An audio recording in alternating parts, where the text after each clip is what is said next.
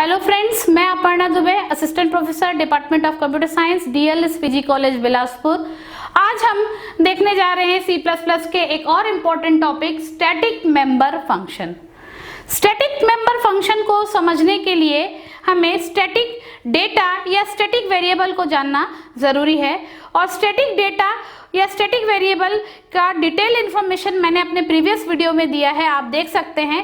फिलहाल मैं बता दूं कि ऐसा वेरिएबल जो कि सभी ऑब्जेक्ट्स के लिए कॉमन होगा, कॉमन टू ऑल ऑब्जेक्ट्स होता है, वो स्टैटिक वेरिएबल होता है। जब हम किसी क्लास के ऑब्जेक्ट्स को क्रिएट करते हैं, more than one object create करते हैं, तो उस क्लास के अंतर्गत पाए जाने वाले सभी वेरिएबल्स की कॉपी क्रिएट होती है हर ऑब्जेक्ट के लिए। पर अगर हम यह चाहते हैं कि एक ऐसा वेरिएबल हो जो कि सभी ऑब्जेक्ट्स के लिए कॉमन हो, यूनिक टू ऑल ऑब्जेक्ट्स हो, तब हम क्लास के अंतर्गत किसी वेरिएबल को स्टैटिक परिभाषित करते हैं और ऐसा वेरिएबल स्टैटिक वेरिएबल कहलाता है। अब बात आती है स्टैटिक मेंबर फंक्शन की। स्टैटिक मेंबर फंक्शन अर्थात किसी क्लास के अंतर्गत एक ऐसा फंक्शन अर्थात एक ऐसा सदस्य जो कि क्या होगा, स्टैटिक होगा। तो स्टैटिक मेंबर फंक्शन से तात्पर्य क्या है, क्लास के अंतर्गत किसी फंक्शन को हम क्या परिभाषित करने जा रहे हैं, स्टैटिक परिभाषित करने जा रहे हैं। तो जिस प्रकार से हम किसी वेरिएबल को स्टैटिक कीवर्ड के सहायता से स्टैटिक वेरिएबल परिभाषित करते हैं, सेम ऐसे ही हम किसी फंक्शन को भी क्लास के अंतर्गत स्टैटिक परिभाषित कर सकते हैं स्टैटिक कीवर्ड के उपयोग से। अब बात आती है स्टैटिक फंक्शन का क्या उपयोग है। किसी भी क्लास के अंतर्गत अगर आपने स्टैटिक वेरिएबल परिभाषित किया है तो उस स्टैटिक वेरिएबल को या किसी भी स्टैटिक सदस्य को, चाहे वो वेरिएबल हो चाहे वो फंक्शन हो, उसे एक्सेस करने के लिए आपको स्टैटिक फंक्शन को उसी क्लास में परिभाषित करना आवश्यक है। तो स्टैटिक फंक्शन का क्या उपयोग हुआ, किसी भी स्टैटिक वेरिएबल को एक्सेस करने के लिए हम स्टैटिक फंक्शन का यूज करते हैं। किसी भी, इसकी जो परिभाषा होगी, डेफिनेशन होगी, वो क्या है, किसी भी स्टैटिक वेरिएबल को एक्सेस करने के लिए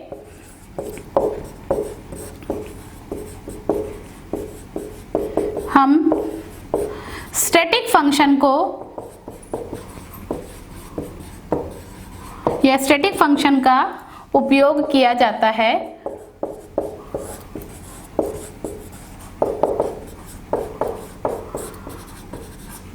और ऐसा जो फंक्शन है स्टैटिक फंक्शन किसके द्वारा स्टैटिक परिभाषित किया जाता है, स्टैटिक कीवर्ड के उपयोग से। स्टैटिक कीवर्ड के उपयोग से हम फंक्शन को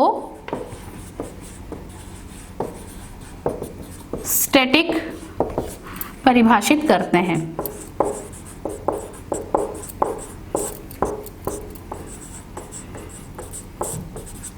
तो ये तो हो गया स्टैटिक फंक्शन की परिभाषा।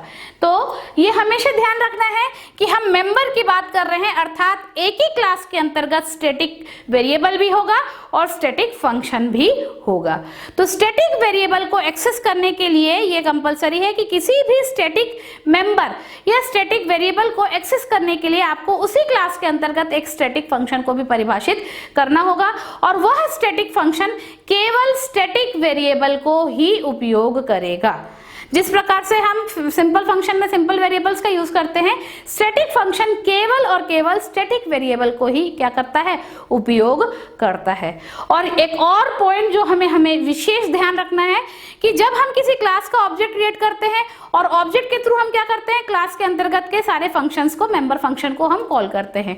पर ये जो फंक्शन है ये स्टैटिक फंक्शन है, तो हम ऑब्जेक्ट के नेम के थ्रू सिंपल फंक्शन कॉल करते हैं मेन फंक्शन में, पर जब किसी स्टैटिक फंक्शन को मेन फंक्शन में कॉल करना है तो अब आप ऐसे फंक्शन को ऑब्जेक्ट के थ्रू कॉल ना करके हम डायरेक्ट क्लास नेम के थ्रू कॉल करते हैं।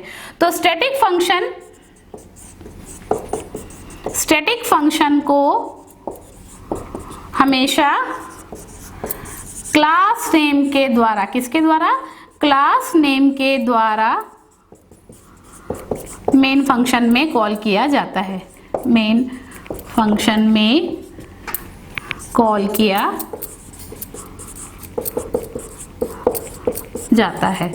तो ये कुछ रूल्स हैं जिन्हें आपको ध्यान में रखना होगा कि स्टैटिक वेरिएबल का अगर आपने उपयोग किया है तो क्लास के अंतर्गत आपको स्टैटिक फंक्शन का यूज करना पड़ेगा, क्योंकि उस स्टैटिक वेरिएबल का यूज केवल स्टैटिक फंक्शन के द्वारा किया जाएगा। जिस प्रकार से हम किसी वेरिएबल के सामने स्टैटिक कीवर्ड लगाकर उसे स्टैटिक वेरिएबल परिभाषित करते हैं, ठीक उसी प्रकार से हम किसी फंक्शन के सामने स्टैटिक कीवर्ड लगाकर उसे स्टैटिक फंक्शन परिभाषित करते हैं। और स्टैटिक फंक्शन जिस प्रकार से स्टैटिक वेरिएबल जब आपने परिभाषित किया उसकी इनिशियल वैल्यू हमेशा 0 असाइन होती है, ठीक उसी प्रकार से स्टैटिक फंक्शन को कभी भी क्लास नेम के द्वारा ही मेन फंक्शन में कॉल किया जाता है, ना कि ऑब्जेक्ट नेम के द्वारा। तो इसे सबसे पहले हम इसका सिंटेक्स देखते हैं, कैसे किसी फंक्शन को स्टैटिक परिभाषित किया जाता है। फिर हम एक प्रोग्राम लेंगे और उस प्रोग्राम के द्वारा हम समझेंगे कि कैसे स्टैटिक वेरिएबल और स्टैटिक फंक्शन का उपयोग किसी क्लास के द्वारा किया जाता है। तो सबसे पहले हम सिंटेक्स देखते हैं। जैसे जब हम कोई क्लास परिभाषित करते हैं, क्लास, फिर हम क्या देते हैं, क्लास का नाम। इसके बाद हम कई वेरिएबल परिभाषित करते हैं। माना आपने एक वेरिएबल परिभाषित किया है जो किस प्रकार का है, स्टैटिक प्रकार का है। वेरिएबल के डेटा टाइप के पहले आपने स्टैटिक कीवर्ड लगाया, फिर डेटा टाइप, और फिर आप क्या देते हैं, वेरिएबल नेम।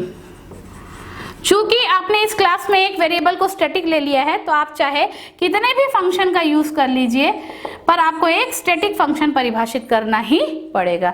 और स्टैटिक फंक्शन को परिभाषित करने के लिए हम सबसे पहले कौन सा कीवर्ड लगाते हैं, स्टैटिक। फिर उस फंक्शन का जो भी आपका सिंटेक्स है उसे हम फॉलो करेंगे, फंक्शन का रिटर्न टाइप, फिर आपका हो गया फंक्शन का नाम।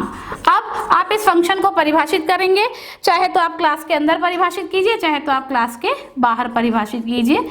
पर इस फंक्शन को कॉल करने के लिए आपको हमेशा मेन फंक्शन में, हमेशा स्टैटिक फंक्शन को कॉल करने के लिए जो सिंटेक्स फॉलो किया जाता है वह यह है कि मेन फंक्शन में स्टैटिक फंक्शन को हमेशा क्लास नेम के थ्रू कॉल किया जाता है, ना कि ऑब्जेक्ट नेम के थ्रू। तो क्लास का जो भी नाम होगा आपको उस क्लास का क्या लिखना पड़ेगा, क्लास नेम लिखकर हम यहाँ पर ये स्कोप रिजोल्यूशन ऑपरेटर लगाएंगे। इसे हम कहते हैं स्कोप रिजोल्यूशन ऑपरेटर। इस ऑपरेटर को लगाने के बाद फिर हमको उस फंक्शन को, स्टैटिक फंक्शन को कॉल करना होगा। तो इस प्रकार से हम किसी फंक्शन को क्या कर सकते हैं, क्लास के अंतर्गत कॉल कर सकते हैं।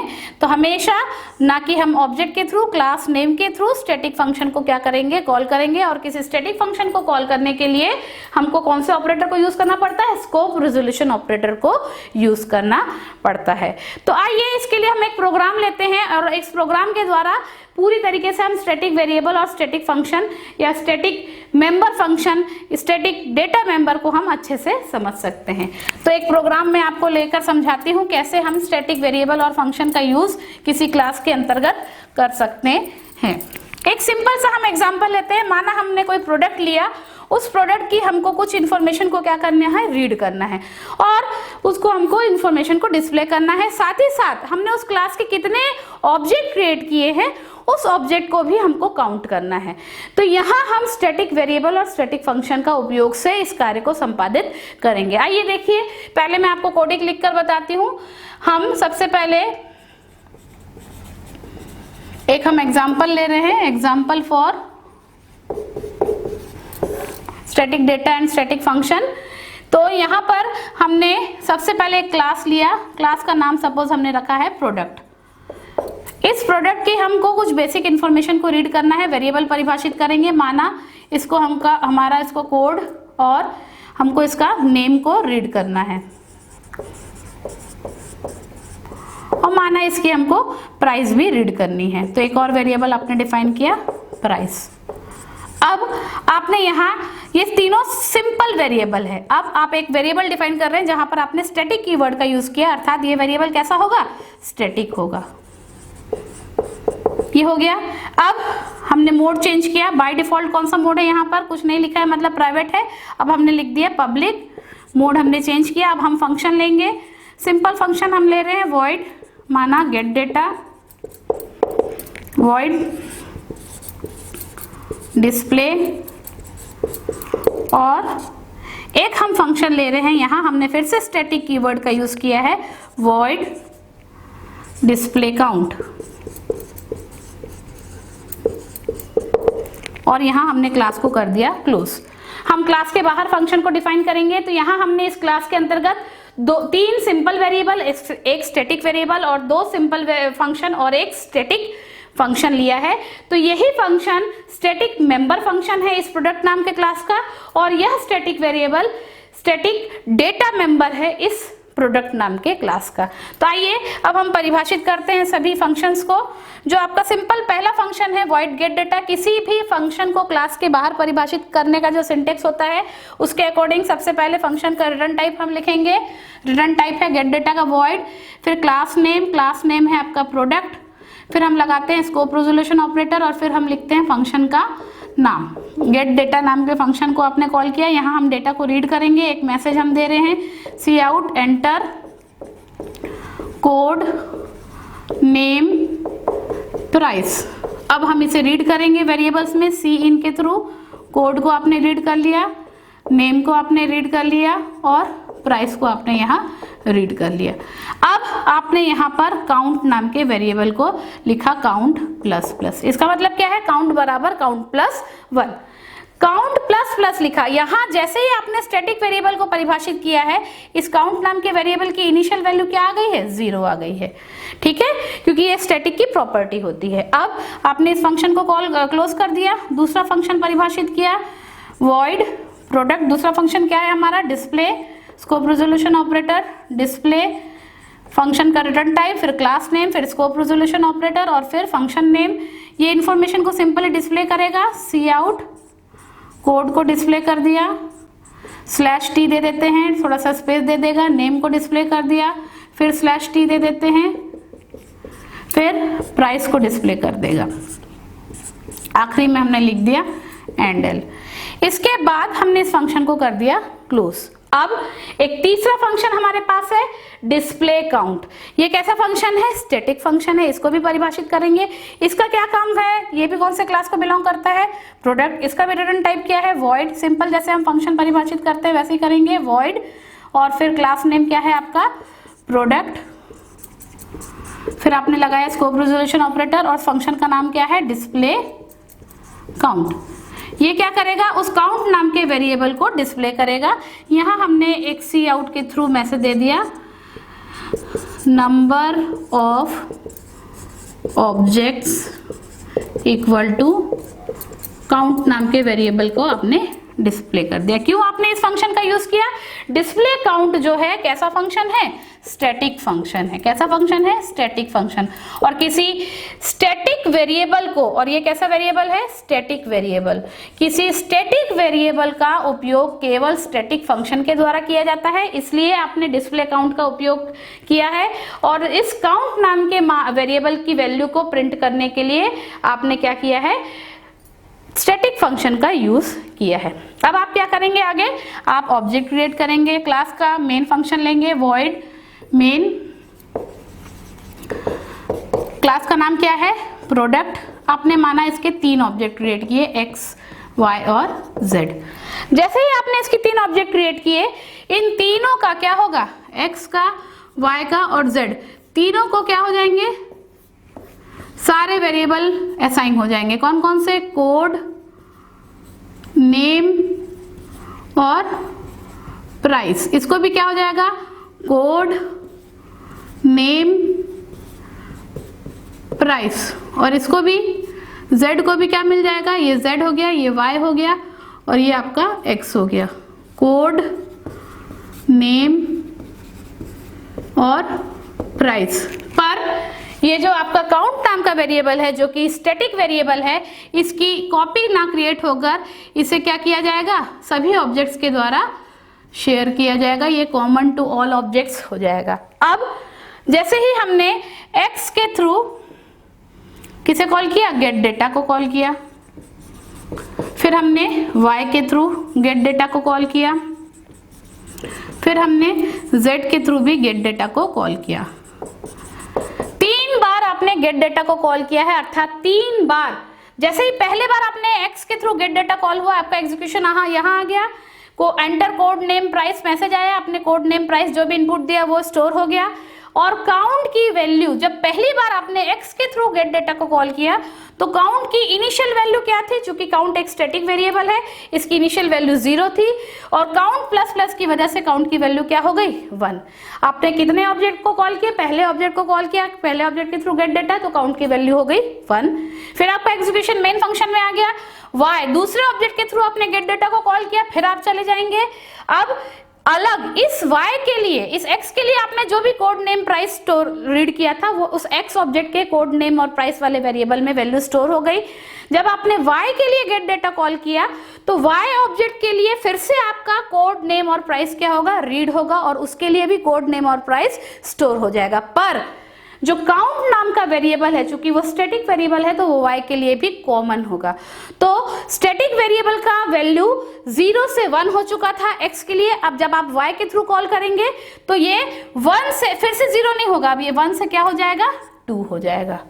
फिर आपका एग्जीक्यूशन मेन प्रोग्राम में आया, z डॉट गेट डेटा के थ्रू आपने कॉल किया तो फिर से z ऑब्जेक्ट के लिए कोड नेम और प्राइस फिर से रीड होगा, पर काउंट की वैल्यू चूंकि वो स्टैटिक वेरिएबल है तो कॉमन रहेगी, तो वो 0 ना होकर अब वो क्या रहेगी 2 के बाद क्या हो जाएगी 3।